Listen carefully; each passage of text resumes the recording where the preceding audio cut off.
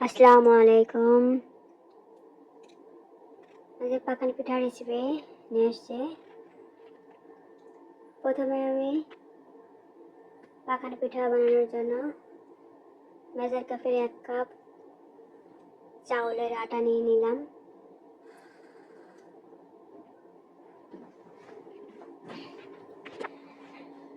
Measure কাপের 1 cup ময়দা নিয়ে নিলাম।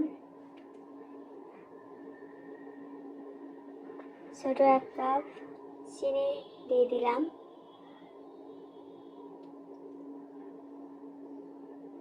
স্বাদ মতো লবণ, আপনারা চাইলে লবণটা স্কিপও করতে পারেন।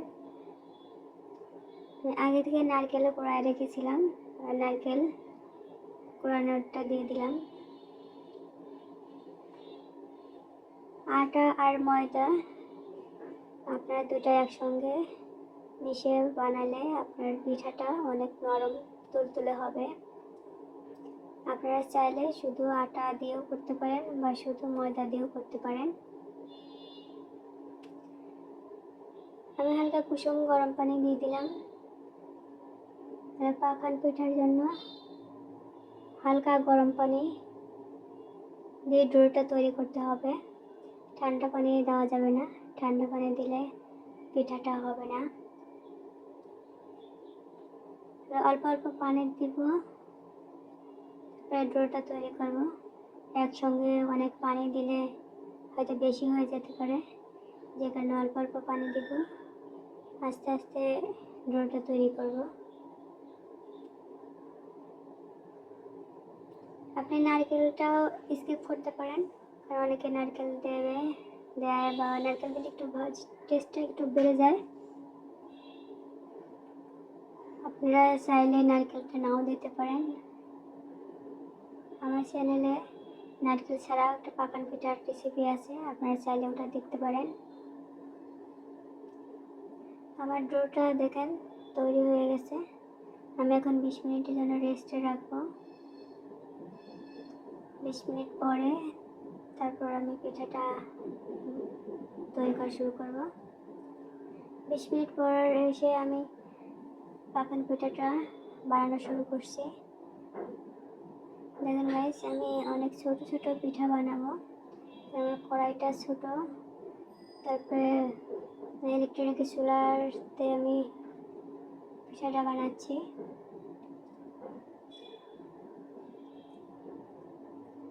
এক এক করে আমি পিঠাগুলো বানিয়ে নেব। আপনারা চাইলে অনেক বড় করেও পিঠাটা বানাতে পারেন, আবার ছোট করেও বানাতে পারেন।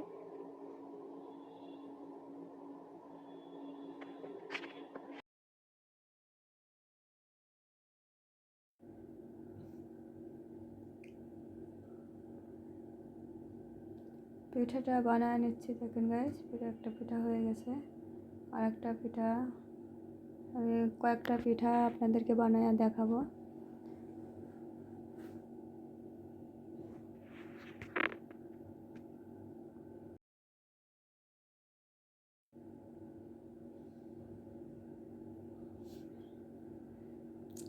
কয়েকটা পিঠা এভাবে পরপর বানায় দেখাবো।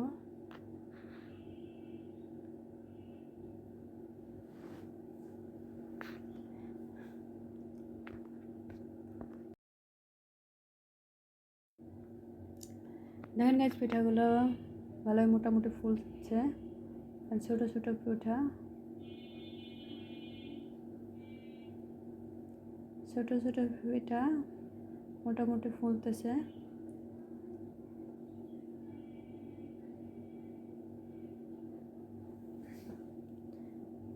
আপনারা চাইলে পিঠাটা বাটির সাহায্যেও বানাতে পারেন। বাটি তেলের ভিতর দিয়েও অনেকটা গরম করে তারপর বাটির ভিতরে ডোটা ঢেলে দিবেন। এভাবেও বানানো যাবে, ওইভাবে বানালেও পিঠাটা অনেক সুন্দরভাবে ফুলবে।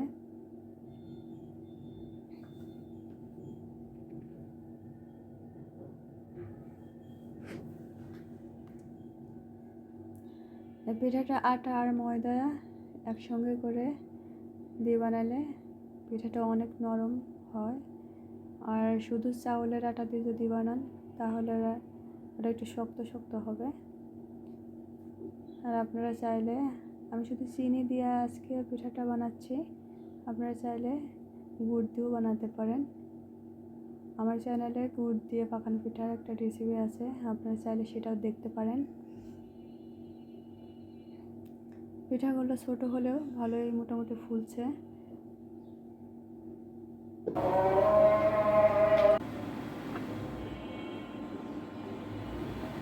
দেখেন গাইস, আমার পিঠাগুলো এক একটা সবগুলো বানিয়ে নিয়েছি।